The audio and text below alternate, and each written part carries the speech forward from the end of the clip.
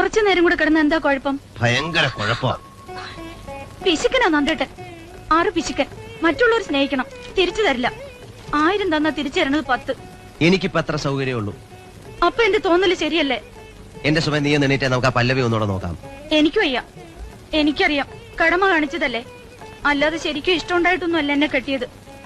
ആ മായ കെട്ടാൻ പറ്റാത്ത എന്റെ കുശുമ്പുണ്ട് എന്നോട്. ശരിയാ, അവളായിരുന്നു എത്ര സമാധാനം ഉണ്ടായിരുന്നു. ഇങ്ങനെ സ്വൈര്യം കെടുത്തില്ലായിരുന്നു എന്നെ. അപ്പൊ ഞാൻ സ്വൈരക്കേടാണല്ലേ?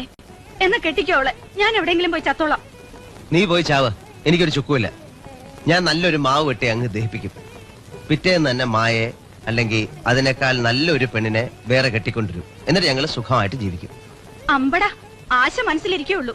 അങ്ങനെ ഇപ്പൊ സൂഹിക്കണ്ട. കൊല്ലും ഞാൻ രണ്ടിനെ. അതെങ്ങനാ, നീ മരിക്കില്ലേ? പ്രേതായിട്ട് വരും ഞാൻ. എന്നിട്ട് നന്ദേട്ടന്റെ കഴുത്ത് ഇങ്ങനെ ഞെക്കി കൊന്നിട്ട് കൊണ്ടുപോകും ഞാൻ. അതിന്റെ ഒന്നും ആവശ്യമില്ല. ഞാൻ പറഞ്ഞതനുസരിച്ച്